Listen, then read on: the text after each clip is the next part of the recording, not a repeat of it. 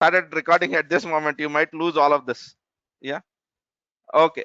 Right. But it's okay, sir. Anyway, we'll have notes, right? Okay. Now,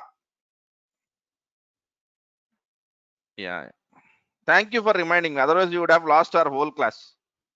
Okay. So now, basically, there are what do you call SLAs. Okay. So SLA is what is a service level agreement which Microsoft is giving to you. There is not available. Here SLA that Microsoft gives you is it is 99.99% available. It is 99.99% available. Okay. Right. There are outbound rules, NAT configurations, and all of that stuff, but it's okay. Right. But understand one thing: once you create a load balancer, you cannot change the SKU. Okay. You have to create a new load balancer. You have to create a new load balancer. Am I clear on this, sir? Yeah. Now what I would do is, okay, ideally when we learn virtual machines, we will be doing this with the virtual machine skill sets. But now what I would try to do is I would try to make it simple.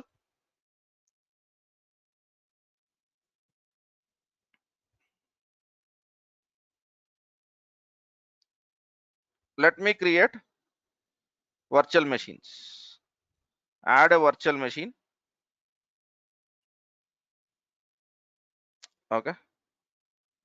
And let me create a virtual machine in US East.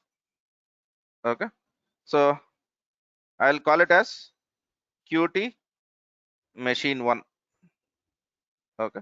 I'll B1S is more than enough for us. Password I'll give Qt DevOps.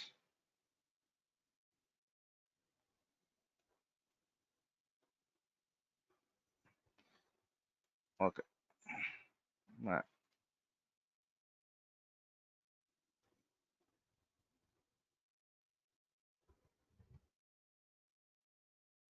Right.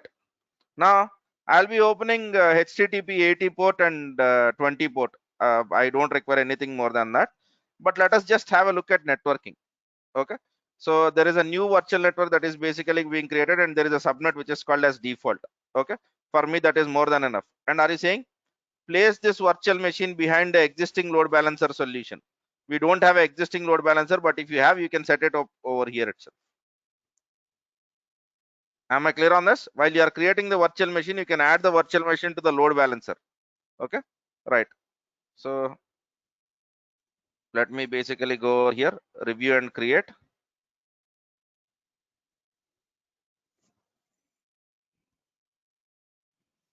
Create this virtual machine.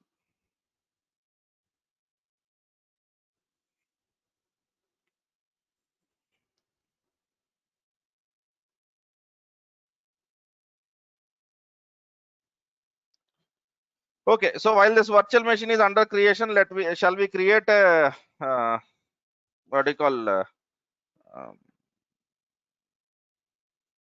load balancer? Okay, I am creating a load balancer. Do we need screenshot, sir? I don't think so. We need it, right? It is straightforward. Now I think you should be comfortable with this load balancer. Okay, sir. What was the region which we have created our network in? 1 minute. I mean, I just need region East US. Okay, okay, all right. So let me add load balancer. I'll give you a Microsoft's link of it. Okay, so that if you want to create a load balancer, there is a Microsoft documentation which you can refer to. So I'll go to East US and then I'll try to tell that this is learning load balancer. And then it is asking, do you want this load balancer to be internal or public? We want public. Do you want a basic load balancer or do you want a standard load balancer? Am I clear on this? Can we select whatever we want? Okay, but remember, once you create the load balancer, you cannot change it. Okay, so right now I'll put it as a basic load balancer. And what is a public IP address? Do we need a public IP address for load balancer? Yes, we need, because we have said that we want a public load balancer. And then my public load balancer name is my load balancer. and then nothing, there will be nothing over here. Let me basically click on review and create.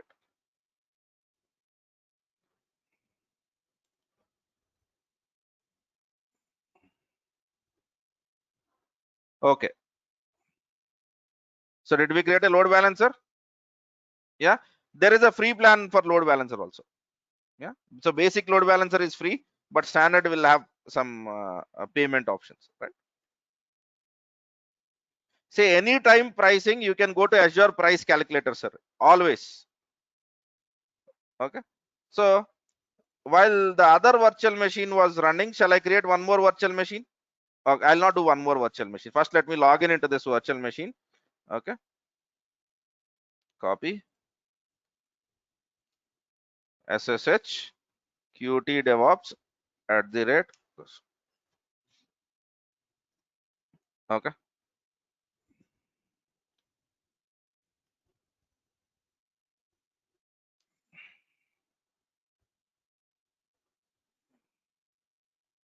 Okay, I'll be installing very simple sudo apt-get update, and I'll be installing Apache. Install Apache.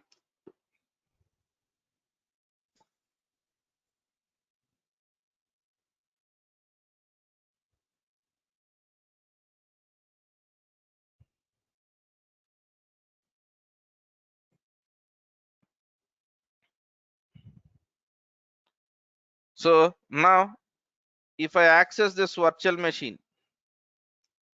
okay, once the server is once the installation is done, let us see what happens.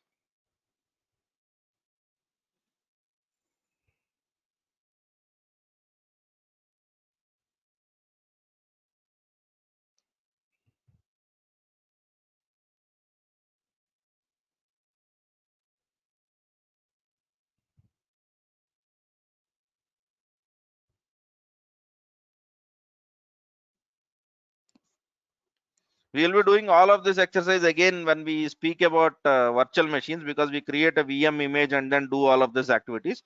But I'm just showing you the load balancer behavior. Okay, I'm more worried about load balancer rather than a VM over here in this exercise at least. So did you got some page over here? Yeah. So now what I would do is I'd go to virtual machines, add one more virtual machine. Okay, and I'll select the same resource group in East US. This one I'll call it as Qt machine 2. Okay, this one also will be B1S. Here I'm creating a user called as Qt DevOps.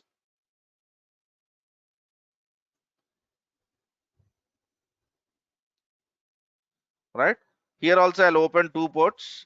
That is more than enough for me. Right, networking. So I'm not going to create a new network. I'm going to select the existing network. Here also existing network, right? And rest of the stuff is fine. And here it is asking, do you want to add this machine to the existing load balancer? I can say yes. Okay, so remember, we have a load balancer over here, learning load balancer. Okay, but yeah, it is trying to tell that you have to select a standard load balancer. You have a basic load balancer at this moment. Okay, so I would say that I don't want to add it. Okay, because remember, uh, what is that we have missed up in basics? We have missed something. Oh, passwords are not matching. Right, so now if it is basic load balancer, it has to belong to one VM or one VM scale set. Okay, fine, let us not worry about it. Okay, so I'm worried about the VM's behavior over here. Okay, I'd create one more load balancer if you want. Okay, once this we test with this load balancer, we can create a standard load balancer also. Right, so you can create in the backend a Windows VM, Linux VM, it doesn't matter. How will layer 4 communicate? Layer 4 will communicate with other machines using TCP ports, right? So whether your TCP port is exposed on a Windows machine or a Linux machine, it really doesn't matter. It really doesn't matter. Now what I would do is, let me go to the resource group. Okay, let me go to this resource group and then let me select a load balancer. Let me select a load balancer. Front end IP configuration. Okay, this is the IP configuration of your load balancer. Backend pools. Okay, backend pool is basically, okay, your backend machine. What is my backend machine? I am trying to tell that in the virtual network this, okay, I want it to associate to virtual machines. Okay, no virtual machines are basically found in. Are you serious? Why don't we have a virtual machines? We have virtual machines, right? Okay, fine. I'll do one thing. I'll quickly create a standard load balancer. Free stuff behaves like this itself. Load balancer, create, and let me call it as learning load balancer, East US, public, standard. Okay, create new public address name. Okay, my public. Okay, availability zone. I'll just select zone redundant, and then let me basically. Basic load balancers are very basic functionalities, right? So fine.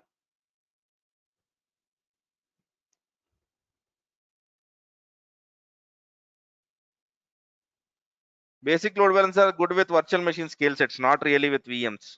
Okay, so it's okay. Come on, sir, create it.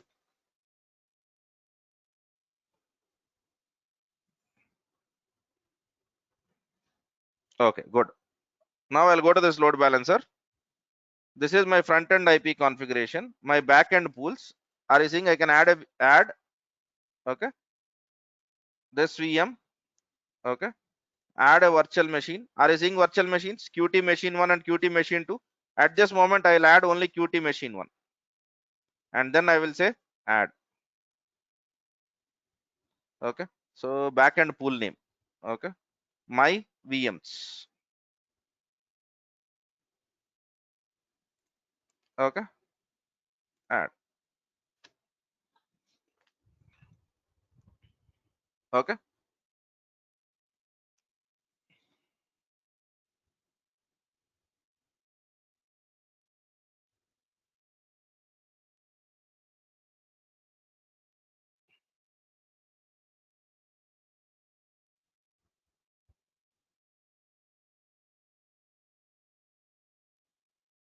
right. Let us wait for this validation to be done. Yeah, so did we got our backend pools? Now are you seeing health probes? What is health probe? A health check. I am trying to tell that do a check for home page. So what is my home page? My home page is on HTTP.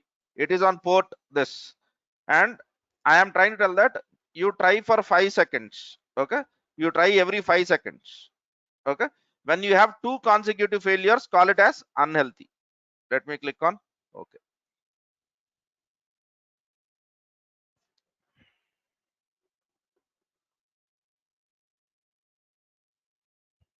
Okay, now I am adding load balancing rules. I am trying to tell that in the load balancing rules, okay, incoming HTTP. Okay, whenever any traffic reaches to my load balancer on port 80, forward it to 80 port to my virtual machines. This is my health check. And if you want sticky protocol or session stickiness, you can try to tell client IP.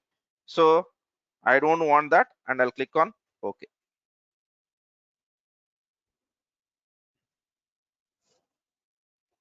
Okay. Now let me go to load balancer. Does this load balancer have some public IP address? Yes or no?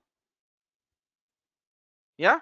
Now let me copy that public IP address and then enter. Am I seeing the Ubuntu page? Okay. This Ubuntu page belong to what? It belongs to the backend machine. But you are accessing what? You are accessing a load balancer. Yes or no? Did you understood this concept? Yeah. Now what I would do is just for fun. Okay. Ideally, you should load balance the same what do you call same machines. Here I'll try to install a different software. Okay. So I'll go over here, SSH Qt DevOps at the rate this IP address. Okay.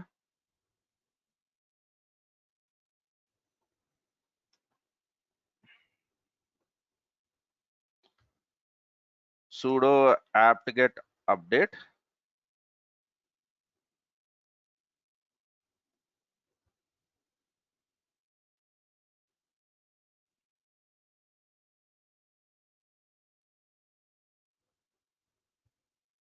And sudo apt cache. Let me search. I don't remember the package name for Nginx.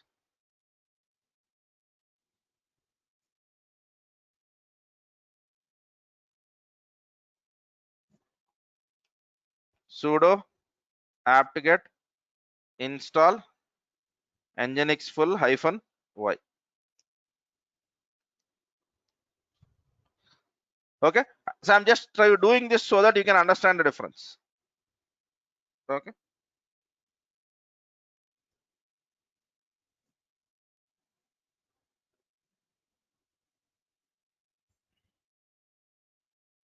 Okay. Now let me go to my machine 2's IP address and let me see what will the UI look like. Sorry, saying welcome to Nginx. Yeah. Now what I'll do is I'll go to the load balancer again. Okay. I'll go to resource groups, Qt machine group. Okay. What was it? I'm not sure whether this, yeah, it's okay. If I look at backend pools, I'll be able to make out, right? No, not this one. It is learning backend pools. Okay. So are you saying backend pools? Okay. So here I'm going to add one more virtual machine now, Qt virtual machine, and I'll save it.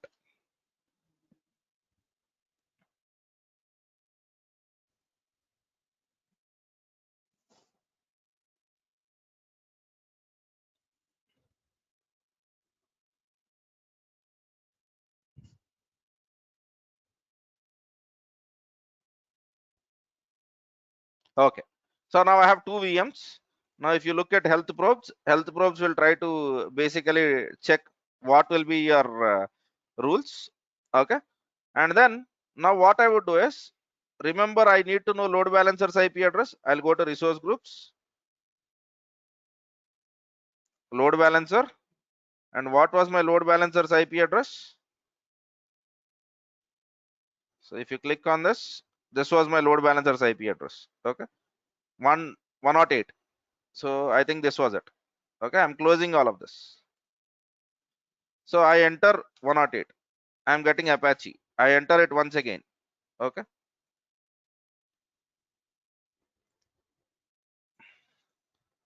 Okay. Right. Let me try with a different browser.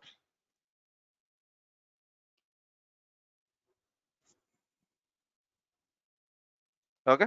So is the load balancing, it is not round robin, right? I'll try to speak about it. Now, what I'll do is I'll go into my Azure. Okay. And then remember I have virtual machines, Qt virtual machine. Okay. So this was my Qt virtual machine if I'm not wrong. So sudo service Apache to stop. I have stopped the service. Once I stop the service, okay, if you would access this machine, okay, let us see. I want it to fail. Sorry, saying what is happening now? Is it not going to Nginx?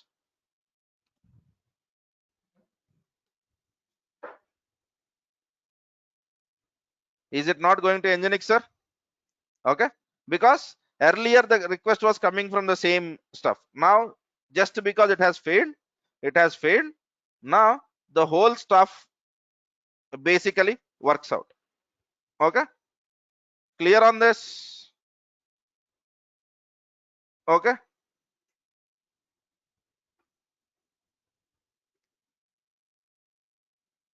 yeah. Now let me bring up that service, sudo service apache to start. Okay,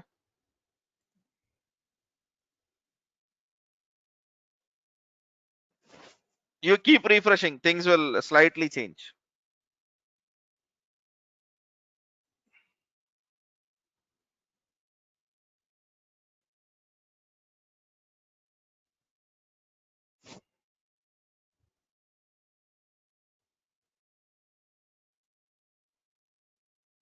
Oh, this is 108 load balancers IP address.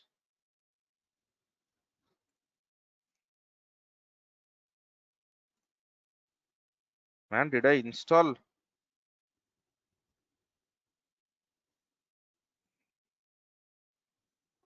Yeah, machine one, it's right. Okay, right. Okay, good. Now, basically, okay, what are, there is one more thing which is called as inbound NAT rules. There is one more thing which is called as inbound NAT rules in load balancers. Inbound NAT rules. Okay, so an inbound NAT rule forwards the traffic sent, okay, to front end. Front end is load balancer. Okay, IP address and port combination. Okay, so the traffic is sent to a specific virtual machine, a specific VM or instance in backend pool. So for example, if you want to connect to SSH, right? So then writing a load balancer rule is not a good idea. Okay, so we use inbound NAT rules, okay, for SSH and RDP connectivity generally. Okay, because it is not a good idea to expose inbound NAT rules to the outside world, to the outside world, to the outside world. Okay, and then there is outbound rule. Outbound rule is something where you can try to tell, okay, how to basically send the traffic outside of your VMs, outside of your VM. So all of this is possible, but this works wonderfully with VM scale set, with VM scale set. Okay, so when we learn generally when we learn virtual machines, we'll be doing this exercise. But did we understood the load balancers functionality now? What is happening over here? Layer 4 load balancing is happening. Layer 4 load balancing, what it will understand? Port, IP address. So was I able to write rules with respect to port and IP address, sir? Yes or no? Yeah. So whatever we have discussed yesterday, are we able to realize now? Okay. So the traffic gets distributed. Yeah. Good. So if you want to create a load balancer, okay, load balancer. Okay, I said I'll be giving you a document, right? Refer here. So let me see. Azure load balancer, quick start.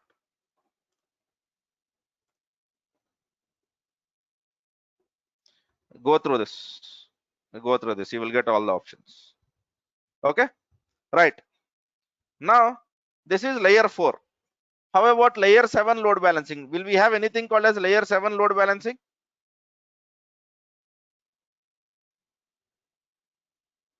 Yeah.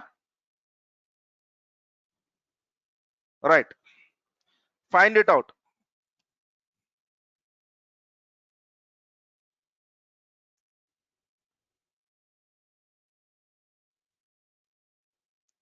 Okay. Right. Now, Azure Application Gateway. Azure Application Gateway. Now, what is this Azure Application Gateway? Okay. Let us try to understand this whole stuff. Okay. So, Azure Application Gateway is a web traffic load balancer. Okay. That, okay, manages traffic to your web applications. Okay. That is, it works on layer 4. It works on layer 4. Okay. But this application gateway, I'll not be doing it at this moment. Okay. I'll be doing this along with compute, and if you have done AKS, you have used this already, but right. So Azure Application Gateway. So are you seeing this image? Okay. When we speak about dev, Azure developer will be speaking about this stuff, but are you seeing this? Slash images can go to a different pool, slash video can go to a different pool. In the earlier case, there was only one backend pool. Now you can configure different backend pools. Whenever you type contoso.com/images, it will go to image server pool, and slash video will go to the video server pool. Yeah. So I'm just putting this image. I'll not be doing anything over here with respect to, it works on not layer 4, layer 7, sorry. Preview. It is aware of HTTP and routes. Okay. So in the same way, like how you created the Azure application gateway or Azure load balancer, you can also create the Azure application gateway. So for the people who want to do that now, so create an application gateway. So if you know scale sets, it would be wonderful, sir. If you don't know scale sets, my recommendation is don't try. Because when we learn scale sets, all of this makes sense. Okay. Because right now these are static connections, they are not that cloud comfortable stuff. If you wait for a week, anyway we'll be completing, we'll be speaking about compute, right? And for the people who already know about compute, you can give it a try. Okay, sir, am I clear on this? So can I create layer 4 load balancing and layer 7 load balancing in Azure?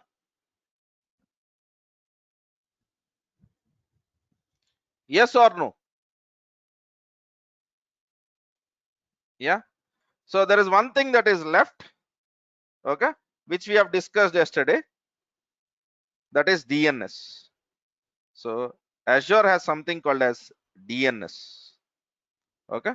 So let us try to understand what is DNS. Azure DNS is a hosting service for DNS domains that provide name resolution by using Azure Infra.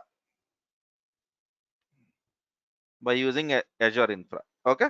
So but understand one thing, you can't use Azure DNS to buy domains. So if you want to buy a domains, you cannot do that using Azure stuff. Okay. You can buy, okay, domains in Azure, web server domain, swiggy.com or something like that. Okay. By using something called as app service domains. Okay. So DNS is whatever your DNS server which you got, basically that DNS server as a service. Okay. So Azure also gives a private DNS. So if you want to use DNS only for your virtual network purposes, right, you can basically go ahead and then create a DNS server. Create a DNS server. So how do I create a DNS? Let us look into that. Okay. So I don't have a domain, but I'll be basically creating a DNS. Okay. So let me go over here. Okay. And then let me try to add. Okay. And then let me try to type DNS zone. Okay. This I'll be giving screenshots because this you will not find it generally.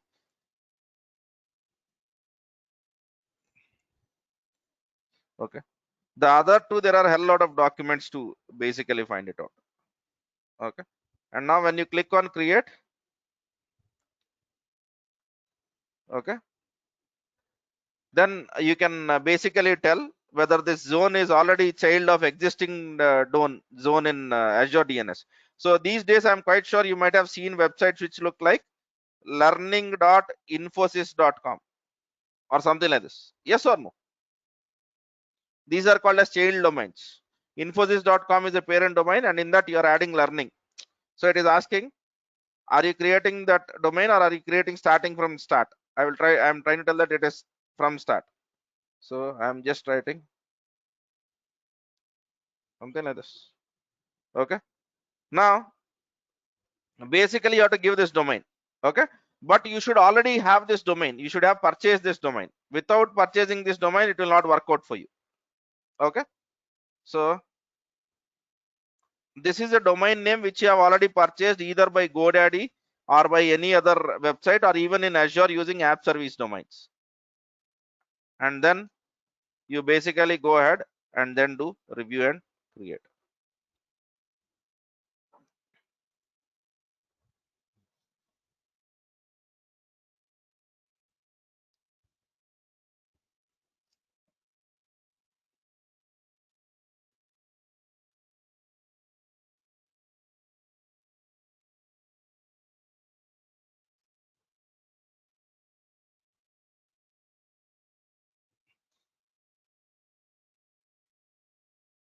Okay. Now it says the deployment is complete. So let me go to the resource. So once you buy this domain,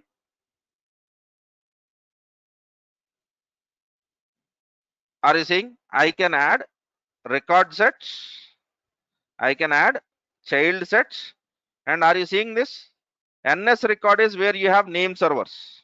These are the servers which can tell IP address of your servers. These are the servers which can tell IP address of your servers, right? So, right,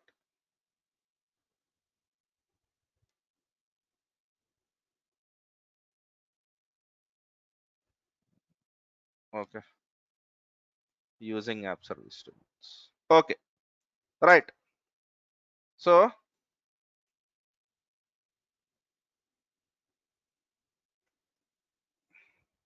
right. Remember, I said that there are two kinds of records which we will majorly worry about. What are they? One is CNAME record. The other one is ENAME record. So I'll go and add a record saying that whenever someone is accessing,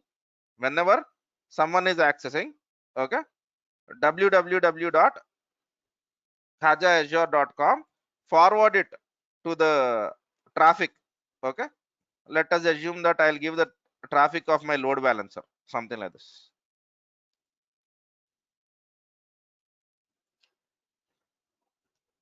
Are you seeing this? Yeah.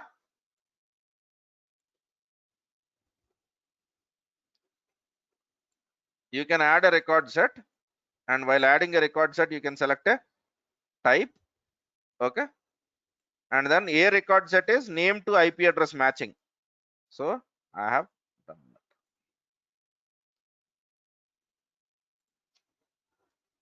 that. Okay, so similarly, if you want, you can add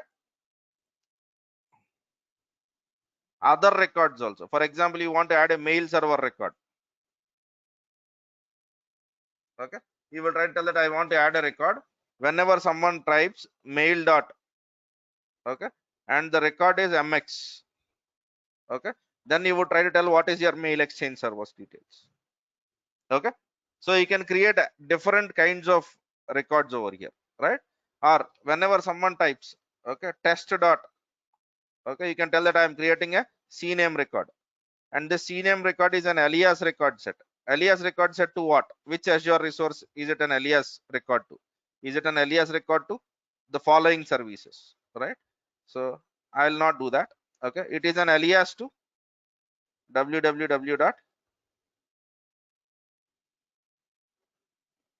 Am I clear on this?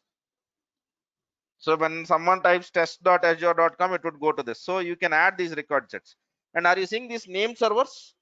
These are the servers where these records are maintained. These are the servers where your records are maintained. Now, where will you buy your websites? In GoDaddy, right? Yes or no? Right? So, what is this link? 131. Okay. Right? So, if you have purchased domain name from a different seller, okay, like GoDaddy, okay, navigate or log in into GoDaddy and change the name servers okay, to Azure name servers. So what is that you need to do? You need to go to GoDaddy, and in GoDaddy you will have a location where you will have name servers. You have to replace those name servers with this name servers. Am I clear on this? Because your records are not maintained by GoDaddy, they will be maintained by Azure. Okay, so let me show you one DNS which I already have. Okay, I think it is not fully functional because the domain has expired, but I think I can show you that. Oh, I have removed because the domain has expired. Okay, right. I used to have one domain earlier. Okay, I could have shown that, but it is basically gone. Okay, right. Similarly, just like a public DNS, you can also create a private DNS. Okay, so let me speak about private DNS zone. Private DNS zone is for what? For on-premises or for Azure virtual networks. Okay, so to create a private DNS zone, okay, go over here and then type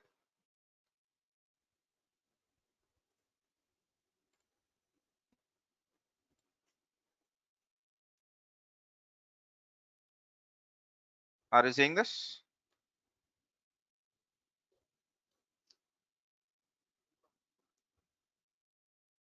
One 30.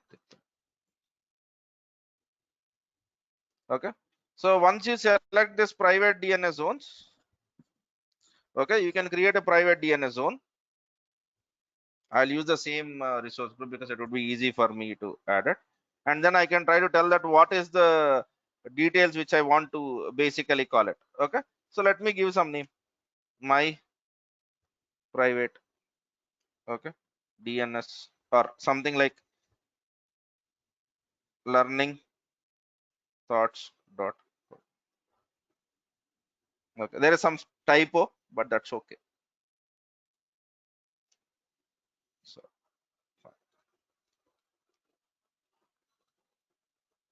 yeah, but remember this cannot be used for public. It can be used only within your virtual networks, and if you have hybrid connectivity, you can use this for your on-premise machines also. 134, review and create, and then click on create.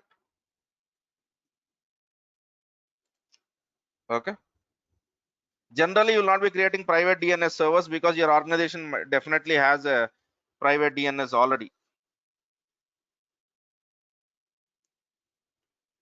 So generally what we do is we create a DNS server. In the DNS server, we'll give a load balancer or an application gateways ENAME record. Swiggy.com will go to my public load balancer. Done.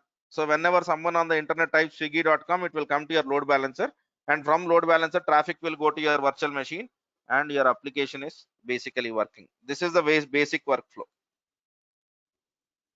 Let us see how much time it takes.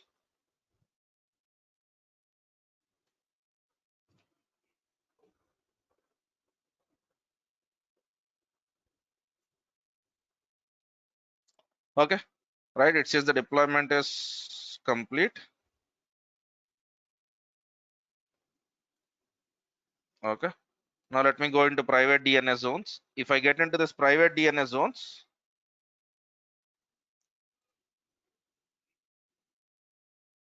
okay, the most important thing which you need to understand over here is, okay, these are, you can add record sets over here also, CNAME and ANAME records. Okay, but this is the most important thing. You can link this DNS or this names to your private Azure virtual networks, and then your virtual networks will get the names which look like this, So 135. Okay, are you seeing virtual network links? Okay, and I can say that I want to add a virtual network link. Okay, link name is testing. What virtual network do you want to add? I'm just selecting this. Okay, and I will say enable auto registration.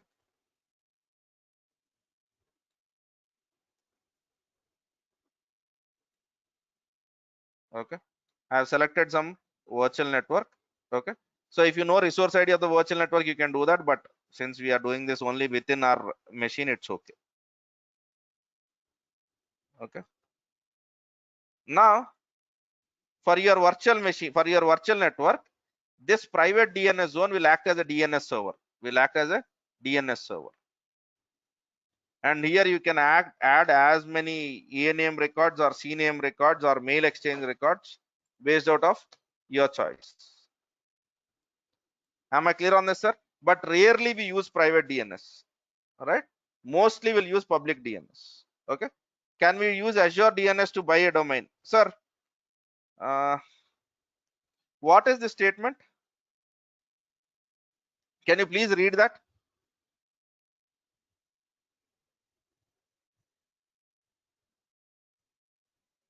Is your doubt clarified? I have highlighted. Now Nagaraj, can you use Azure DNS to buy domains? Right, you sorry, can't. If this is your question, you are right. Okay, so you have to use something called as app service domains. If you want to buy domains, right, go into app service domains, and here you go and purchase the domains. Clear on this? Right, I might have written that you can't use, right? Purchasing domains happen over here. And now if you basically say create an app service domain, it will ask you what is the domain which you want. So are you saying search for domain?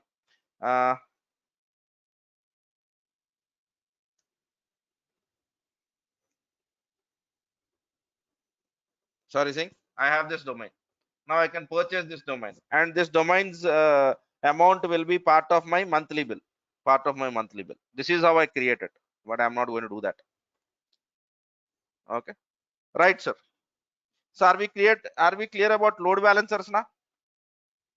Okay, two kinds of load balancers. Layer 4 load balancing is done by Azure Load Balancer.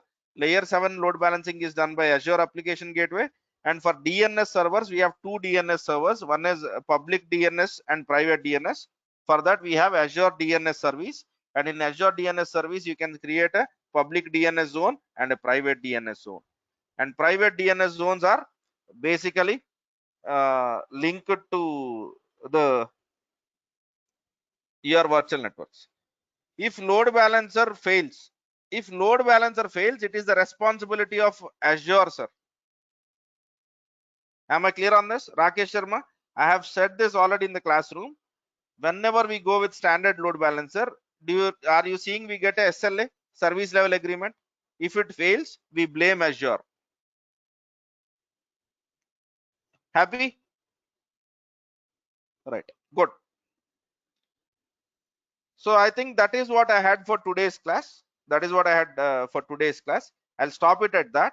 And We will be meeting again on Tuesday, and from Tuesday we'll be starting Azure Active Directory.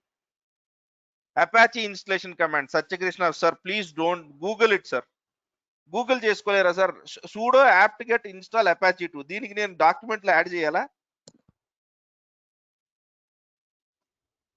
Right, okay, fine sir. Anyway you have, are you attending Linux basics classes, Satyakrishna? Sure. I, if you don't know Linux and if you are not attending Linux classes, how can I help you, sir? Yeah, so at least watch recordings of it if you are not attending. Okay, fine sir, thank you, thanks for your time.